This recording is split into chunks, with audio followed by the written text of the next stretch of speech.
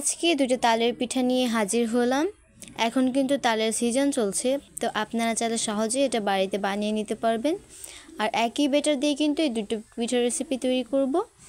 Hello everyone, আসসালামু আলাইকুম। আশা করি আপনারা সকলেই ভালো আছেন। আল্লাহর অশেষ রহমতে আলহামদুলিল্লাহ আমরাও অনেক ভালো আছি।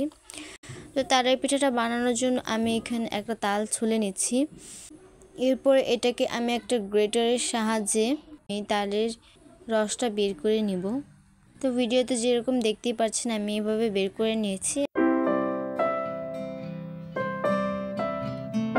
তো এরপরে আমি একটা মিক্সিং বোলে নিয়ে নিচ্ছি 1 কাপ পরিমাণ সিদ্ধ চালের গুঁড়ো আর হাফ কাপ পরিমাণ তাল,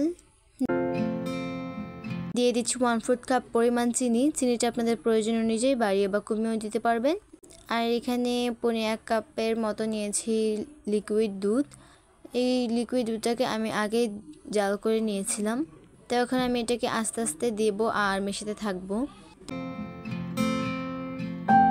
তো এরপরে এখানে দিয়ে দিব হাফ কাপের মতো ময়দা আর স্বাদ মতো লবণ। এরপরে এটাকে আস্তে আস্তে দুধটা দিয়ে মাখবো।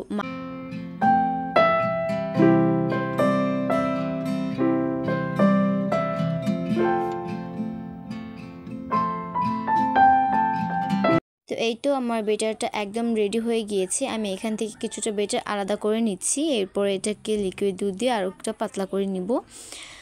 আলাদা করা বেটারটা দিয়ে আমি মূলত আন্তাসা পিঠা বানাবো। এই আন্তাসা পিঠাটাকে অনেকে আবার পোয়া পিঠাও বলে, তবে আমাদের এখানে এটাকে আন্তাসা পিঠাই বলে। আপনারা এই পিঠাটাকে কি পিঠা বলেন অবশ্যই কমেন্টে জানাতে ভুলবেন না। কনসিস্টেন্সিটা ঠিক এরকম হবে। তো এরপরে আমি একটা কড়াইতে তেল দিয়ে দিচ্ছি।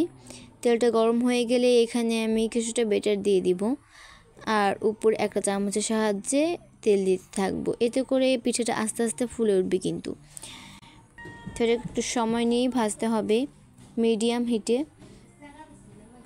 তো এভাবেই আমি সবগুলো পিঠা ভেজে নিয়েছি।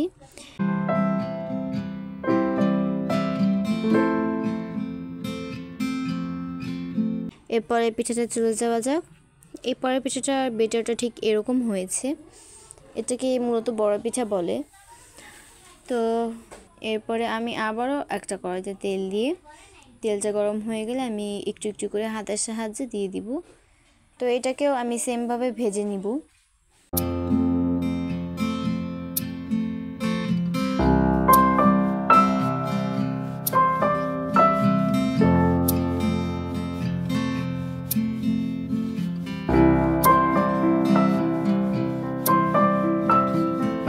এরই মাঝে কিন্তু তৈরি হয়ে গেল আমাদের দুটো পিঠাই। খেতে কিন্তু ভীষণ মজা। বাড়িতে একবার হলেও ট্রাই করে দেখবেন।